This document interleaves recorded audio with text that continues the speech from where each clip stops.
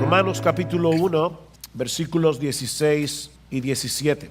Dice así la bendita palabra de Dios: porque no me avergüenzo del evangelio, pues es poder de Dios para la salvación de todo el que cree, del judío primeramente y también del griego. Porque en el evangelio la justicia de Dios se revela por fe y para fe, como está escrito: mas el justo por la fe vivirá. En estos dos versículos que acabamos de leer, no solo encontramos el corazón, la esencia de la carta de Pablo a los romanos, sino también el corazón del cristianismo, el corazón del evangelio. Pablo nos muestra en este texto cómo puede un Dios perfectamente justo perdonar y aceptar en su presencia a un hombre injusto y aún así preservar intacta su justicia. Yo voy a repetir esa pregunta otra vez, porque ese es el corazón de este texto y es el corazón de mi sermón en esta mañana. ¿Cómo puede un Dios perfectamente justo aceptar, perdonar y aceptar en su presencia a un hombre injusto y aún así mantener intacta su propia justicia? Si tú puedes entender lo que Pablo nos enseña en estos dos versículos, tú vas a entender de qué se trata el cristianismo. Pero más importante aún, vas a entender qué fue lo que Dios llevó a cabo a través de su Hijo para reconciliarnos con Él. Por eso alguien decía que este texto es la declaración más importante que jamás haya sido escrita. No hay otro texto en la literatura humana que sea más importante que lo que Pablo nos está diciendo aquí. Ahora, antes de pasar a considerar el contenido de estos dos versículos, permítanme poner este texto en su contexto. Hace 2 semanas comenzamos el estudio de esta carta que el apóstol Pablo envió a una iglesia que no lo conocía personalmente, pero a la que él deseaba visitar desde hacía años. Es esa imposibilidad de llegar a Roma lo que mueve a Pablo a escribirles esta carta, que termina convirtiéndose en un tratado monumental del evangelio y de sus implicaciones.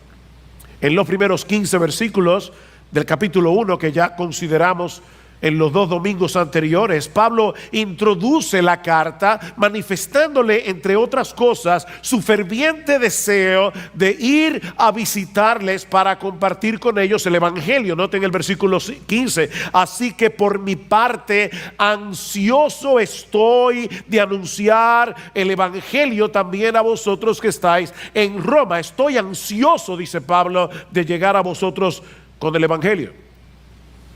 Pero ahora, en los versículos 16 y 17, Pablo les provee un resumen magistral del contenido de ese evangelio, que él introduce con una extraña declaración. Si notan el versículo 16 otra vez, Pablo dice: yo quiero ir a Roma a predicarles el evangelio, porque no me avergüenzo del evangelio. Y yo no me avergüenzo del evangelio. Ahora, esta declaración es extraña porque, humanamente hablando, subrayen eso, repito, humanamente hablando, Pablo tenía todas las razones del mundo para avergonzarse del evangelio. Por predicar el evangelio, Pablo había sido apresado en Filipo, expulsado de Tesalónica, sacado en secreto de Damasco, colgado de una canasta por las murallas de la ciudad.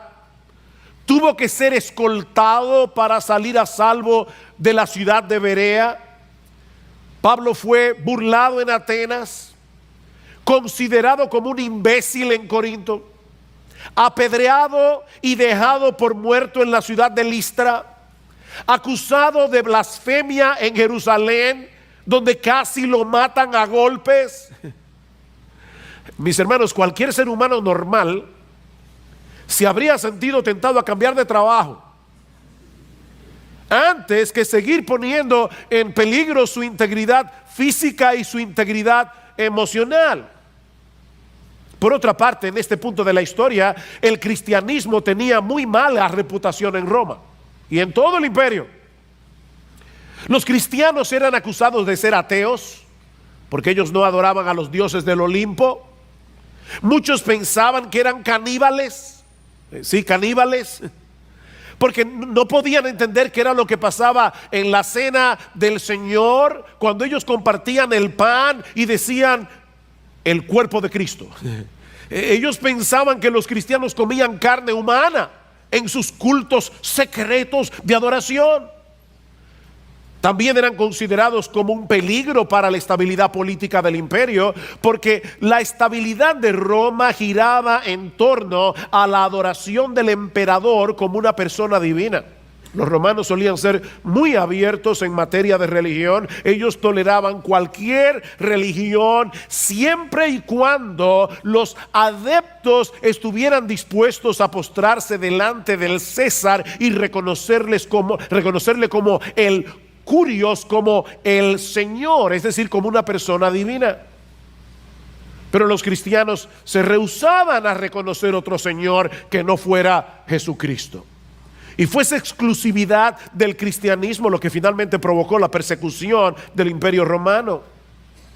De hecho, es lo mismo que sucede en el día de hoy. El mundo es capaz de tolerar casi cualquier cosa, menos las verdades y valores absolutos de la fe cristiana. Nosotros vivimos en medio de una tolerancia peligrosamente intolerante. Ese es el mundo en el que nos ha tocado vivir. Y por si todo eso fuera poco, el mensaje del Evangelio no podía resultar más absurdo en el contexto de la cultura grecorromana.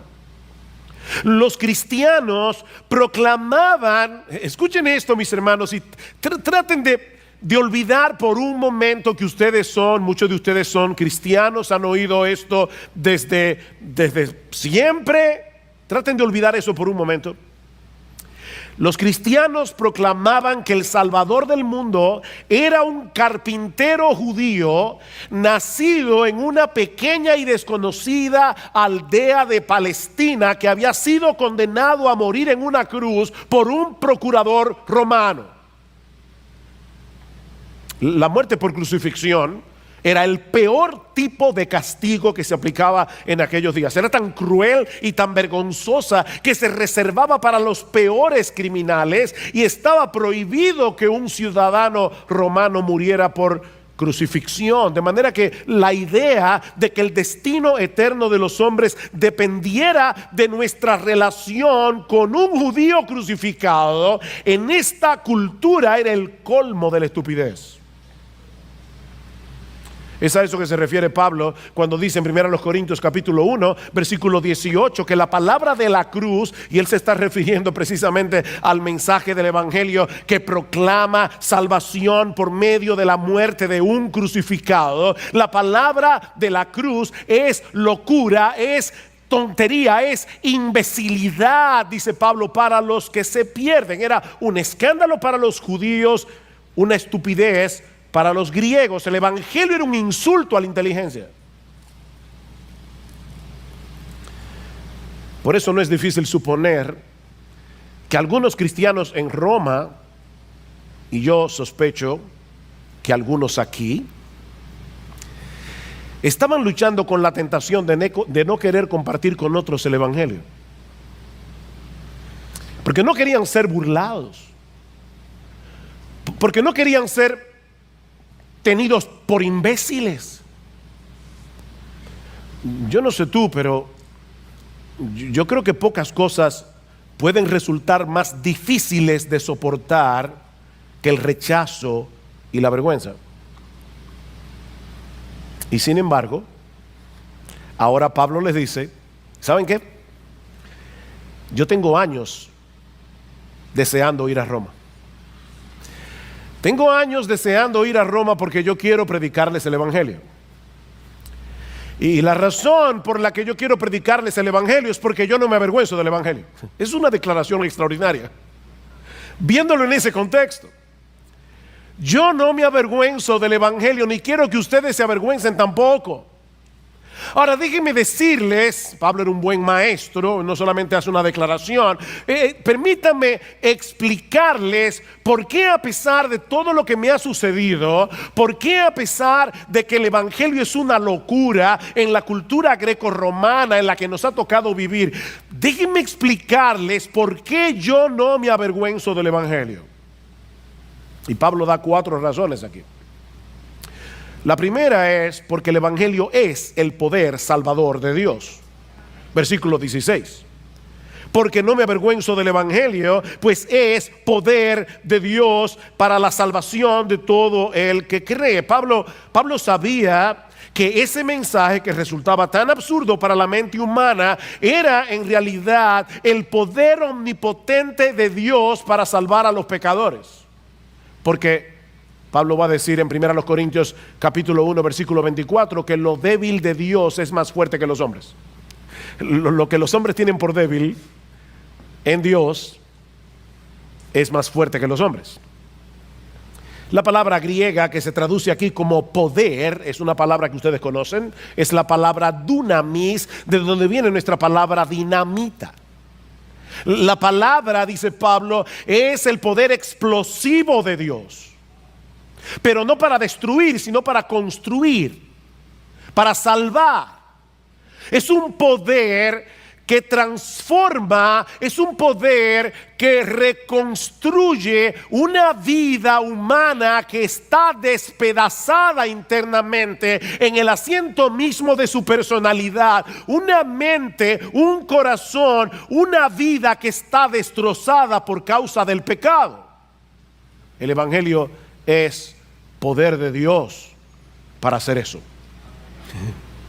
Yo no me avergüenzo del Evangelio, dice Pablo, porque no existe en el mundo ningún otro mensaje como el Evangelio. No existe ninguna terapia psicológica que pueda hacer lo que solo el Evangelio es capaz de hacer en la vida de otro ser humano. Y Pablo sabía eso por experiencia propia, porque ese poder omnipotente obró en su propia vida para convertirlo en un apóstol, habiendo sido él un perseguidor de la iglesia. Hubo una época en que Pablo aborrecía con todas las fuerzas de su corazón el nombre de Jesús. Hubo una época en que este hombre había tomado como la misión de su vida. Pablo existía, llegó un momento que la misión de su vida era dedicar todas sus energías a la destrucción del cristianismo. Pablo era un blasfemo. Pablo era un agresor. Pero el poder explosivo del Evangelio lo transformó. El poder explosivo del Evangelio cambió por completo su perspectiva de la realidad, a tal punto que ese Jesús que antes aborrecía se convirtió en la pasión de su vida. Pablo no se avergonzaba del Evangelio porque sabía por experiencia el poder de ese Evangelio para transformar realmente la vida de un hombre. Ahora, yo quisiera en esta mañana que Dios me dé la capacidad de poder ir a través de cada palabra de este texto. Cada palabra. Y yo quiero que ustedes noten aquí, en el versículo 16, que Pablo no dice simplemente que el Evangelio revela el poder de Dios, o que el tema del Evangelio es el poder de Dios. No, lo que Pablo dice en el texto es que el Evangelio es. ¿Se dieron cuenta? Yo no me avergüenzo del Evangelio porque ese Evangelio es poder de Dios para salvación. Es a través de la predicación del Evangelio que Dios obra en el corazón de los hombres para traerlos a salvación y transformarlos por completo de adentro hacia afuera. El Evangelio es el bisturí a través del cual Dios abre los ojos de hombres que están ciegos y que no pueden ver lamentablemente la gloria, la hermosura, la majestad, la sabiduría, el poder, la gloria de nuestro bendito Señor y Salvador Jesucristo. Así que Dios usa el Evangelio como el bisturí a través del cual Él hace esa operación. Yo recuerdo cuando mi mejor amigo se convirtió al Señor. Para mí fue un shock porque éramos amigos a través de toda la adolescencia. Era realmente una persona muy cercana a mí, yo lo conocía muy bien, y una de las cosas que yo admiraba de ese amigo era su inteligencia. Siempre pensé que este amigo era mucho mejor que yo en todo. En la escuela él sacaba mejor nota que yo, nos metíamos en un deporte y él jugaba mejor que yo. Una vez entramos juntos a aprender a tocar guitarra y al poco tiempo ya él estaba tocando guitarra y yo estaba maltratando la guitarra. Él era mejor que yo en todo. Y gracias al Señor, yo nunca que yo recuerde sentí envidia por él. Pero yo recuerdo cuando él por primera vez me habló de Jesucristo. Para mí fue un shock. ¿Cómo es posible que este individuo de verdad crea que Jesucristo es el Dios encarnado? Y recuerdo una noche hablando con él acerca de ese tema, me decía, ¿qué tú crees de Jesucristo? Yo dije, bueno, era un hombre adelantado para su época. ¿Han oído eso? Unos días más tarde, yo comencé a leer la Biblia.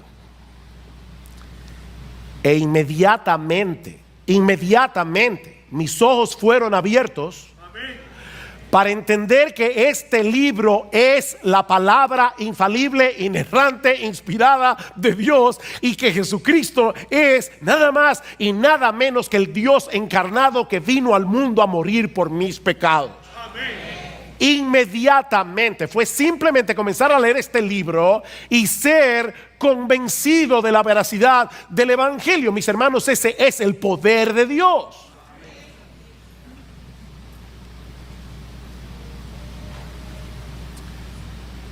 Es el bisturí que te opera de cataratas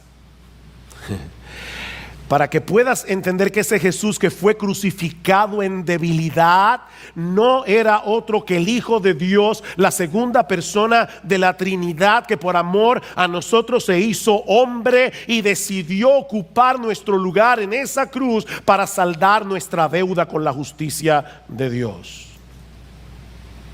Hace un momento citábamos 1 Corintios 1:18. Permítanme citarles el texto un poco más ampliamente. Dice, porque la palabra de la cruz es locura a los que se pierden, pero a los que se salvan, esto es, a nosotros, es poder de Dios. Pues ya que en la sabiduría de Dios el mundo no conoció a Dios mediante la sabiduría, agradó a Dios salvar a los creyentes por la locura, oigan eso, la locura de la predicación, lo que estamos haciendo hoy en la mañana aquí. Porque los judíos piden señales, no hay nada nuevo debajo del sol. Yo quiero ver algo espectacular, yo quiero ver milagros. Los judíos piden señales, los griegos buscan sabiduría. Dime algo más complejo filosóficamente hablando. Dime algo que rete mi cosmovisión filosófica para que yo pueda ver la profundidad intelectual del Evangelio. Y Pablo dice, sí, los judíos piden señales, los griegos buscan sabiduría, pero nosotros predicamos a Cristo crucificado. Para los judíos ciertamente tropezadero, para los gentiles locura, mas para los llamados, así judíos como griegos, Cristo, poder de Dios y sabiduría de Dios. En otras palabras, lo que Pablo está diciendo es Eso que el mundo considera una locura y una necedad y una estupidez, es el instrumento omnipotente que usa Dios para salvar a los perdidos.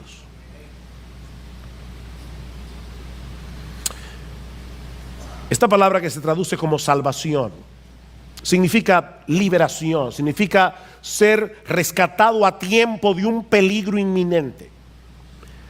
Ser salvado, libertado, rescatado de la ruina, de la destrucción. Y eso nos lleva a preguntarnos si el Evangelio es poder de Dios para salvación, ¿salvación de qué? ¿Recuerdan esa famosa frase? Si Cristo es la respuesta, ¿cuál es la pregunta? Necesitamos salvarnos. ¿Salvarnos de qué?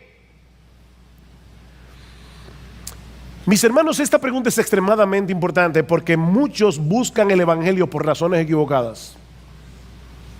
Y lamentablemente muchos predican el Evangelio dando razones equivocadas. Ven a Cristo y toda tu vida será dichosa y tú serás multimillonario y todos tus problemas se van a solucionar, tu familia será hermosa, tu esposo te va a querer.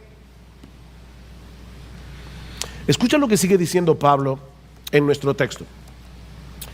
Porque no me avergüenzo del Evangelio, pues es poder de Dios para salvación de todo el que cree, del judío primeramente y también del griego. Porque en el Evangelio la justicia, la justicia de Dios se revela por fe y para fe, como está escrito, mas el justo por la fe vivirá, porque...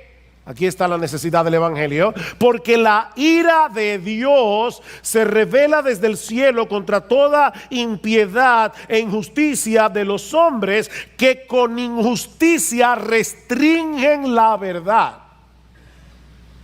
El hombre se pasa la vida tratando de evadir la verdad. El hombre se pasa la vida evitando llegar a la conclusión evidente de que existe un Dios a través de todo lo creado. Es lo que Pablo está diciendo aquí. Ahora, yo sé que hablar en el siglo XXI de la ira de Dios no es políticamente correcto. A muchos le parece extraño que nosotros hablemos de la ira de Dios,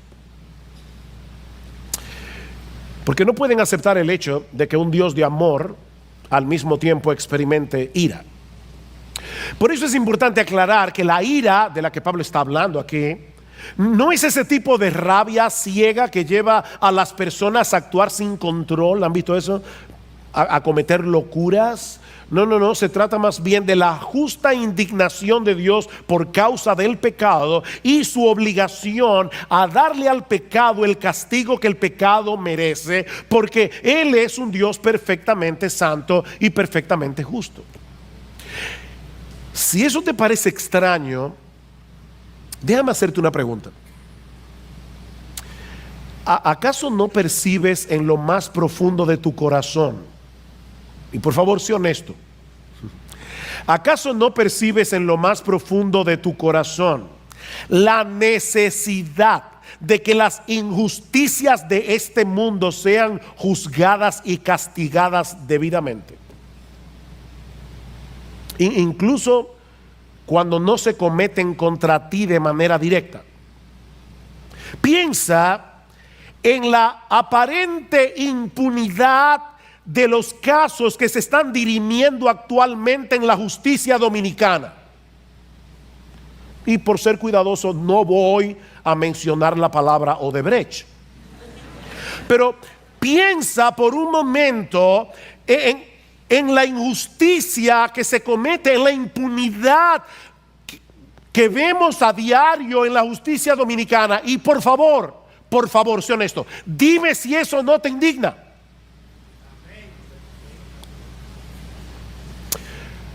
¿O acaso no te produce indignación lo que está sucediendo actualmente en Venezuela? Mira, si de verdad tú amas la raza humana, ya ni siquiera los venezolanos, si de verdad tú amas la raza humana, deberías indignarte. ¿Sabes por qué? Porque la ira y el amor no son incompatibles, sino todo lo contrario. Es imposible amar sin sentir indignación cuando se daña lo que amas. ¿Oíste eso? Es imposible amar y no sentir indignación. Si tú no sientes indignación, tú eres un apático, eres un indiferente, no una persona que ama.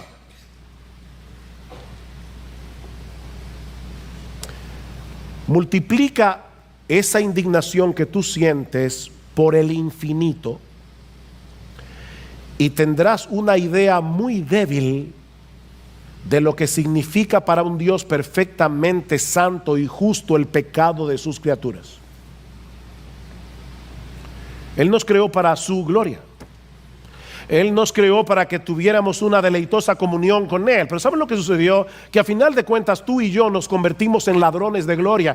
Tú y yo queremos gloria para nosotros mismos. Tú y yo queremos fama. Tú y yo queremos llamar la atención, ser el centro de atención. Nosotros, criaturas creadas para glorificar al único que merece gloria, para glorificar al único que tiene gloria, nos convertimos en ladrones de gloria. Decidimos vivir para nosotros mismos y violar continuamente la ley moral de Dios. ¿Sabes cuál es tu problema y el mío?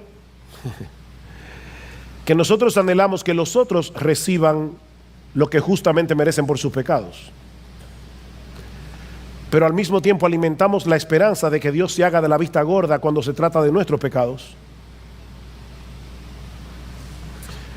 Pero si Dios se desentendiera de todos los pecados que una humanidad caída ha cometido y comete y seguirá cometiendo contra Él todos los días, incluyendo tu pecado y el mío, Dios sería el juez más corrupto del universo.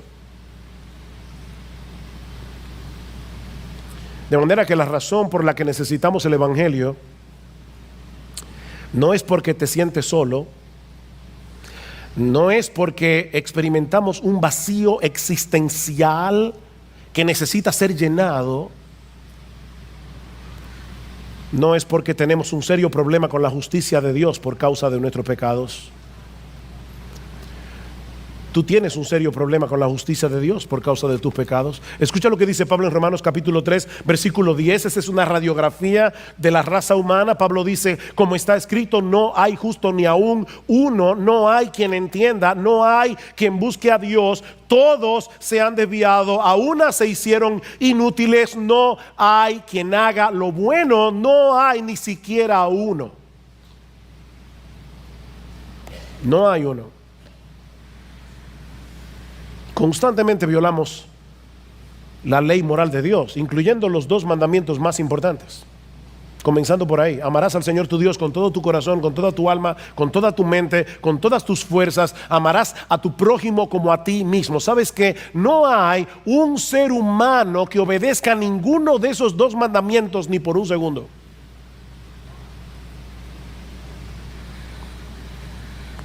Y eso nos coloca en una terrible situación ante la realidad de que algún día tendremos que comparecer delante de un Dios perfectamente justo, que todo lo ve y que todo lo conoce. Si esta vida no terminara en un juicio, esta vida sería una broma muy pesada. Así que la razón por la que Pablo no se avergonzaba del Evangelio es porque ese mensaje es la única solución provista por Dios para resolver este problema. Hay una sola persona en todo el universo que puede salvarte de Dios. ¿Sabes quién es? Dios mismo. Solo Dios puede salvarte de Dios.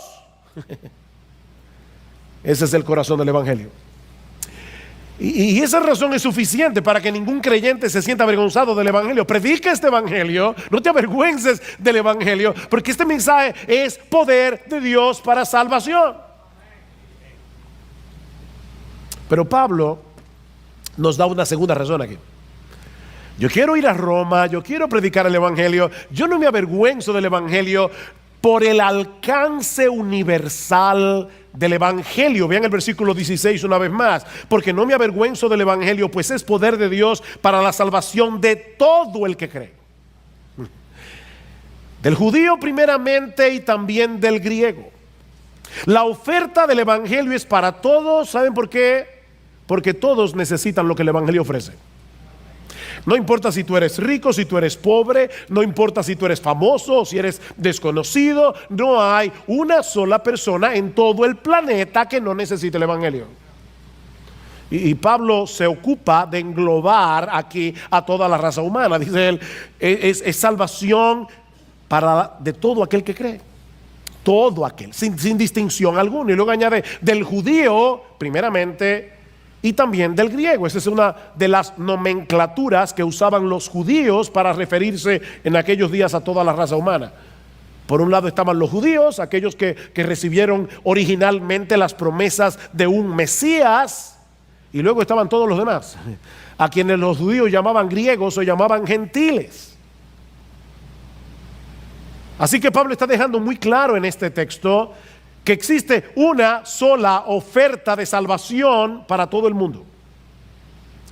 No hay un salvador para los judíos y otro para los griegos. No hay un salvador para los chinos y otro para los hindúes y otro para los dominicanos. Es el mismo salvador para todos, porque hay un solo Dios, dice Pablo en 1 Timoteo capítulo 2 versículo 5. Hay un solo Dios y hay un solo mediador entre Dios y los hombres, Jesucristo hombre. La buena noticia es que ese Salvador está disponible para todo aquel que cree. En un sentido, el evangelio es exclusivo porque proclama salvación únicamente en Cristo, solo en Él. Yo soy el camino y la verdad y la vida, dijo Jesús. Nadie viene al Padre sino por mí. ¿Oíste eso? Yo soy el camino, no un camino entre muchos. Yo soy el camino, yo soy la verdad, yo soy la vida. Nadie viene al Padre sino por mí. Es exclusivo, pero al mismo tiempo es universal, porque está disponible para cualquiera que deposite su fe únicamente en Él. Es para todo aquel que cree. Tú no tienes que esforzarte y tratar de ser lo suficientemente bueno como para merecer el evangelio. No te esfuerces. No trates de ser lo suficientemente bueno. Tú no tienes que tener un grado académico. No tienes que ser buen mozo, qué bueno. No tienes que haber sido lo suficientemente exitoso en la vida como para que Dios te tome en cuenta. Es simplemente creer. A veces aparecen ciertas ofertas en el periódico que nos parecen increíblemente atractivas. El problema es que muchas veces, y en letras pequeñas, hay una nota al final que dice: ciertas restricciones aplican. ¿Han visto eso? Y cuando vas a la tienda te lo sacan en cara. ¿Sabes qué, mi amigo? Eso nunca te va a suceder con el evangelio. Nunca. La razón de por qué Pablo quería predicar este evangelio en Roma es porque la oferta era para todos. Es para todo aquel que cree, sin ninguna restricción. Es para un estafador como Zaqueo el publicano. Es para un blasfemo y perseguidor como Pablo. Es para un moralista como Nicodemo. Es para todos, siempre y cuando reconozcas tu pecado y confíes únicamente en Cristo para salvación. Y quiero resaltar aquí la palabra únicamente. Únicamente. Voy a decir algo profundo. Espero que hayan dormido bien. Lo que estoy tratando de decir es que creer en Cristo es creer en Cristo. O sea, es creer en Cristo y en nadie más. El punto aquí, mi amigo, es que tú tienes que dejar de descansar en tu decencia. Tú tienes que dejar de descansar en tu moralidad. Tienes que dejar de descansar en tu religiosidad para depender únicamente de Él y de lo que Él hizo por pecadores al morir por ellos en una cruz. Es venir delante del trono de Dios como un mendigo. El mendigo que se sienta en la acera a mendigar, está reconociendo su miseria, está reconociendo que él depende de los demás para seguir viviendo. Y es de ese tipo de fe que Pablo está hablando aquí. Una fe que te lleva a reconocer tu propia indignidad y tu propia impotencia para salvarte. Cuando tú llegaste a la iglesia esta mañana, tal vez no lo recuerdas, pero cuando llegaste a la iglesia esta mañana, tú te sentaste en la silla donde estás. Y lo hiciste porque tú presuponías que la silla podía sostener tu peso. Supongo que a nadie se le ocurrió que tal vez debía sostener la silla, por si acaso, con sus propias manos. No. Tuviste la silla y descansaste todo el peso de tu cuerpo allí. Descansa a sí mismo en Jesucristo. Todo el peso de tu pecado, todo el peso de una vida vivida a espaldas de Dios, descánsalo en Él. Ahora, esa confianza en Cristo, confiar en Cristo de esa manera, implica mucho más que un asentimiento intelectual de quién Él es y de lo que Él hizo en una cruz para salvar a los pecadores. La fe de la que se habla en el Nuevo Testamento es un rendimiento de toda tu vida. ¿Sabes lo que es rendirse, verdad? Levantar la bandera blanca. De tal manera que Cristo venga a ser tu dueño, que Cristo venga a ser tu amo, que Cristo venga a ser tu Señor. Es por eso que este tipo de fe siempre viene acompañada de arrepentimiento. Y el arrepentimiento es ese reconocimiento doloroso de haber vivido toda una vida de espaldas a Dios y a tu manera. Es la disposición a divorciarte de tu vida de pecado, a no seguir viviendo de ese modo nunca más. Lo que Pablo está diciendo entonces es que él no se avergüenza del evangelio, porque ese mensaje actúa poderosamente en todo aquel que cree con esa clase de fe, sin distinción alguna, y los libra por completo de la condenación y de la esclavitud del pecado. Ahora, ¿cómo es que el evangelio hace eso? Bueno, eso nos lleva a la tercera razón que Pablo nos da en el versículo 17. Él no se avergüenza del evangelio por la perfecta provisión que Dios nos da en el evangelio. Versículo 17. Otro porque aquí. Porque en el evangelio la justicia de Dios se revela por fe y para fe, como está escrito, mas el justo por la fe vivirá. Miren, mis hermanos y amigos que nos visitan en esta mañana, no sería exagerado decir que el correcto entendimiento de este texto a finales de la Edad Media produjo una de las más grandes revoluciones, uno de los más grandes avivamientos en toda la historia de la iglesia, cuando a un monje alemán llamado Martín Lutero le encargaron enseñar la carta de Pablo a los romanos en la Universidad de Wittenberg. Lutero había sido estudiante de abogacía, era de derecho, antes de hacerse monje. Y él entendía muy bien cómo funcionaba la ley.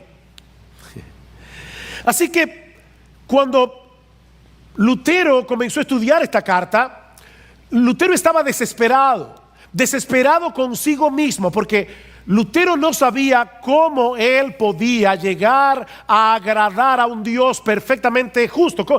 ¿Cómo yo puedo llenar la medida de justicia que Dios exige si yo soy un pecador? De hecho, Lutero, cuando iba al confesionario, los confesores le tenían pavor, Porque Lutero se pasaba 3, 4 horas confesando sus pecados. Y muchas veces cuando salía del confesionario volvía otra vez, porque se le había olvidado algo. Por eso le pareció tan extraño cuando, estudiando Romanos, se encontró con este texto. La palabra evangelio significa buena noticia. Y la pregunta de Lutero es: ¿cómo Pablo puede decir en este texto que el evangelio es una buena noticia porque revela la justicia de Dios? Eso no es una buena noticia, saber que Dios es justo. No es una buena noticia saber que ese Dios perfectamente justo algún día le va a dar a cada cual lo que merece. Como Pablo nos dice aquí: yo no me avergüenzo del evangelio, porque en esta buena noticia se revela la justicia de Dios. Hasta que Lutero entendió que Pablo no está hablando aquí del carácter justo de Dios, sino de la justicia que Dios provee como un regalo gratuitamente por gracia, por medio de la fe a los que no tienen justicia. Esta es la justicia que viene de Dios hacia el pecador. Es la justicia que Él provee como un regalo, como un don de gracia por medio de Jesús. ¿Recuerdan la pregunta que yo hice al principio? ¿Cómo puede un Dios perfectamente justo aceptar en su presencia a un pecador injusto y seguir siendo justo? La respuesta a ese dilema es Jesús. Jesús es la respuesta. La segunda persona de la Trinidad se hizo hombre para cumplir a la perfección todas las demandas de la ley moral de Dios, y luego fue a una cruz para pagar con su muerte lo que la ley demanda de sus transgresores. La paga del pecado es la muerte. De ahí lo que dice Pablo en 2 Corintios 5:21. Al que no conoció pecado, Cristo, al que no conoció pecado, por nosotros, es decir, a favor de nosotros, por causa de nosotros, Dios a Él lo hizo pecado, para que entonces nosotros fuésemos hechos justicia de Dios en Él. Eso es lo que Lutero llamaba un glorioso trueque. Un glorioso intercambio. Nosotros le damos a Jesús nuestros pecados, Él paga completamente por ellos en la cruz, y al mismo tiempo Él nos concede su justicia por medio de la fe. Por eso Pablo dice más adelante en Romanos capítulo 3 versículo 27: ¿dónde pues está la jactancia? ¿Hay alguien que se pueda jactar de ser creyente aquí? ¿Hay alguien que pueda llegar al cielo diciendo: bueno, aquí estoy, Señor, esta salvación fue sudada? No, tú no la sudaste, otro la sudó por ti. ¿Dónde está la jactancia? Dice Pablo, queda excluida. No hay jactancia en ser cristianos. ¿Por cuál ley? ¿La de las obras? No, por la ley de la fe, porque concluimos que el hombre es justificado por la fe aparte de las obras de la ley, sin las obras de la ley, sin cumplir las obras de la ley. Somos justificados, somos declarados justos en el tribunal de Dios únicamente por medio de la fe. Capítulo 5 versículo 1 de Romanos. Por tanto, habiendo sido justificados por la fe, tenemos paz para con Dios por medio de nuestro Señor Jesucristo. Estamos en paz.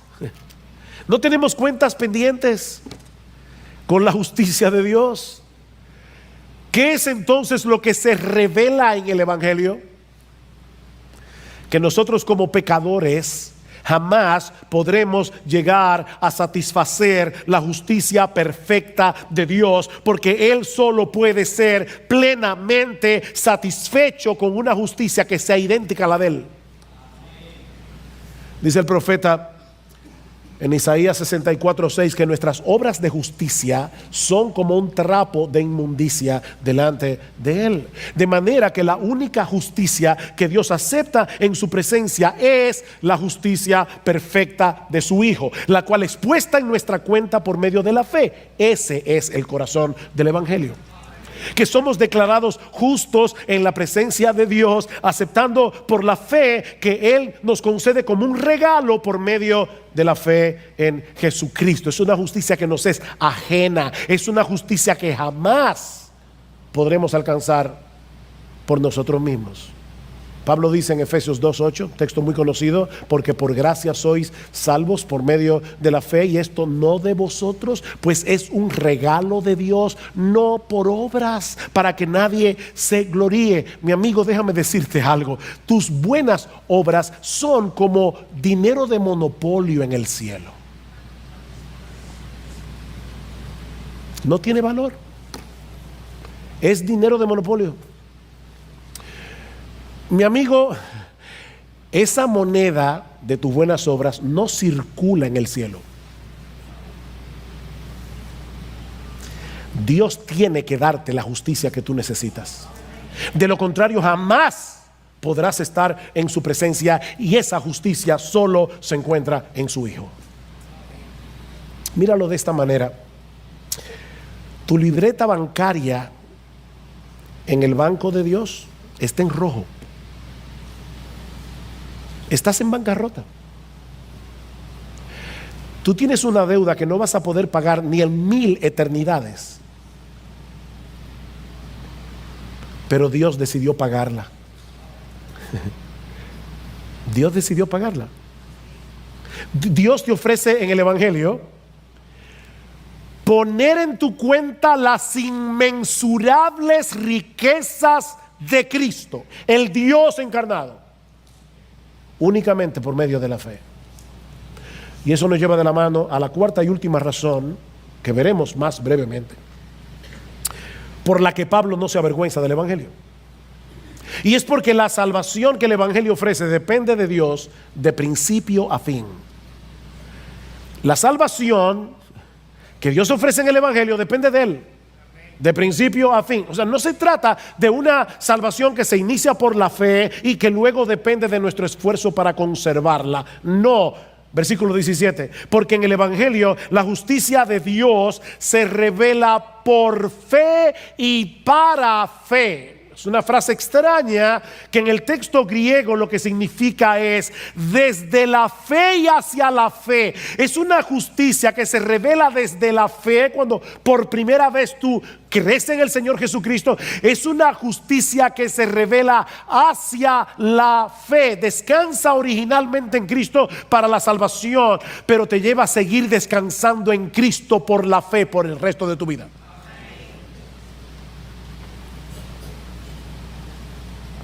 Continuamente vas a tener que estar aplicándote la justicia de Cristo por la fe.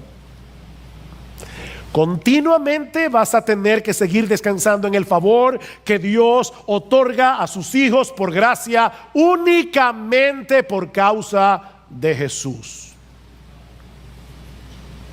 De ahí la cita de Pablo al final del versículo 17, como está escrito.